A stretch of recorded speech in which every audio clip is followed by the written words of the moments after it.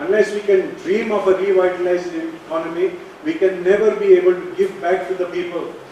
You know, the women, men, youth, artisans, farmers, pastoralists, all of them, we must give them back the revitalized economy so that they can again start to feel a sense of well-being, that they don't have to run away from here. Timbuktu has been trying to respond to this situation, and we have started certain programs. We work with women on alternative banking so that we can develop capital that is internal and that does not come from outside.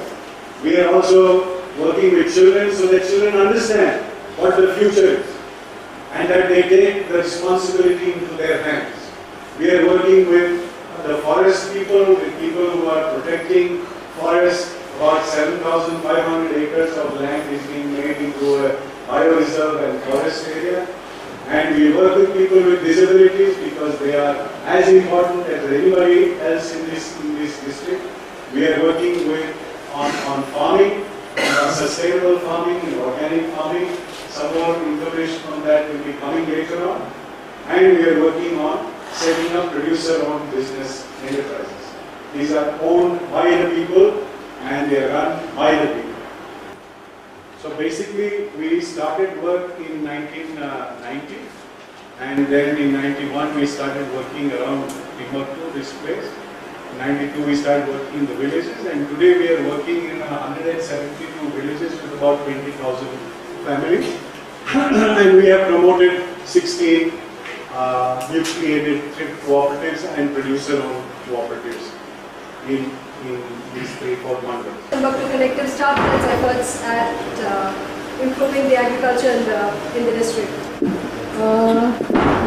The organic agriculture program has been in 3 phases. The first phase started in 2006 to 2009, supported by the Dorabji Tata Trust, where they started off with 300 farming families from 8 villages with 1,050 acres. Now, during the same phase, between 2008 2013, they were also supported by the EU and the EED, which they included 540 farming families in 18 villages, 1,620 acres. During the second phase, which was again supported from 2010 to 2013, was supported by the SDT Sir Dorabji Tata Trust, which included another 300 families from an additional 9 villages and including 900 acres. By the end of the first 2 phases, you had 1,190 farmers from about 35 villages. The third phase started from 2013, January 2013, went on till December 2015, and 675 families have been included in the overall program. So right now we have 1,632 farming families spread over 45 villages, cultivating about 9,000 acres organically, managing 9,000 acres organically. When we first started off, it was groundnut that was being cultivated. It would have been a very difficult task to have people shift completely from groundnut. So the initial phase of the program was concentrating on shifting away from chemicals. Grow groundnuts, but do it with sustainable methods.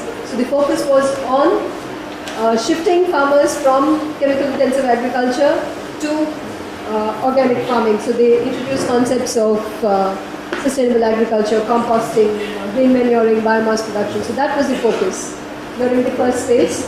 They also brought in a participatory guarantee system, which is to show to prove the integrity of the organic production system. You had a participatory guarantee system of certification that was brought in. And by 2008, with farmers bringing in, cultivating groundnut organically, they also started to they formed Dharani, which was producer cooperative, farmer-owned producer cooperative, for marketing of their produce. The second phase was shift away from groundnut, introduce more diversity of crops, grow more pulses, grow more millet. So the focus from groundnut crops shifted to a diversity of crops. That was the focus during the second phase of the program. And conservation. So when they diversify, they're going to use locally adapted seed varieties.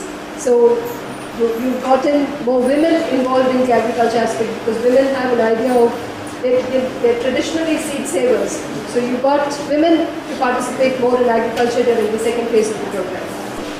And consolidation of Dharani. Dharani was earlier marketing the groundnut that was being produced. They also diversified into a multitude of crops. They started, when farmers started growing pulses and millets, Dharani started procuring from them and marketing those products. The diversity of products, the range of products also increased. And the sales also increased. More farmers growing, one centralized marketing entity was not sufficient. We needed to have village level, mandal level procurement and processing facilities. So that was the focus during the third phase of the program. The number of farmers has increased, and from pulses, from groundnut, they also introduced different kinds of millets. Earlier it was foxtail millet, then they introduced 4-5 different varieties. Proso millet, kodo millet, foxtail millet. So several other millets were introduced into the system. So a shift from groundnuts to millet cultivation. The most important thing to happen in 2012 and 13 is sharing of profits between the from the cooperative to farmers. That was done based on the patronage. Patronage in the sense those who have sold, they only get the profits. And the profits are distributed based on the number of kgs. Example, for millet, 1 kilo millet, 5 rupees is the bonus. For 1 kilo of groundnut, 1 rupee is the bonus. For 1 kilo of paddy or ragi, 2 rupees is the bonus. So the incentive system is created to those crops which are economically and also ecologically sustainable. Not just cash crops, not just a crop which gives you immediate profit, but long term. So that is the economic incentive system cooperative has adopted. Because of that, more and more farmers have come forward to sell it to Dharani, particularly millets. There are other farmers who are not members of the Sanghas. They are also willing to sell it to Dharani because of the system. But we are not buying from them because we need to establish a system where they are part of the organic Sanghas. Then agriculture extension services have to be extended to them. There has to be cadres, all that. We cannot invest on those things at present. So we are not allowing them to avail services from cooperative because we can't do that.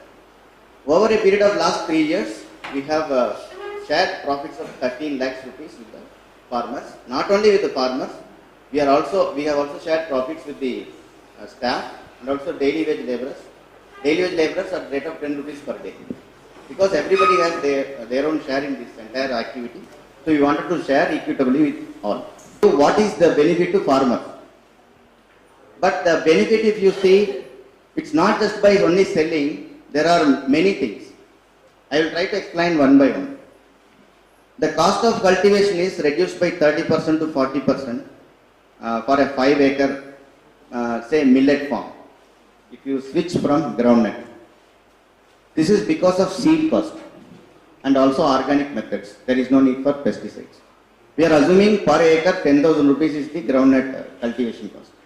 So if you, for 5 acres, there will be 50,000 rupees. But for a millet farming, for 5 acres, it will be only 20,000 rupees. That is our record. We have farmer dairies based on that. That is the cost of cultivation. So you straight away save, if you have 5 acres, 30,000 rupees because you don't need seed. Millet seed is very less costly and also you don't need pesticides, other things. But you have to prepare organic concoctions, Jeevamritam and all. You said pesticides. What about fertilizers? That's what I am saying. Jeevamritam and all, farmer has to prepare. So in organic farming, there is no fertilizer, there is no pesticide. That you say. Yeah. Dr. Collector has women's groups. They have a federation of Sanghas, which is in Mahashakti, and they have 4 other cooperatives, women's cooperatives, and they are an alternate banking system. So they provide financial assistance to women members, to farmers for their agricultural operations. So they're supporting women's empowerment through financial support. They've also brought in livestock into the organic agriculture program. And through this program, we interviewed some farmers through the livestock survey and found that with the introduction of animals into the system, a total volume of 23 lakhs, 24 lakh rupees has been brought into the system because of introduction of animals. Thank you very much. धन्यवाद.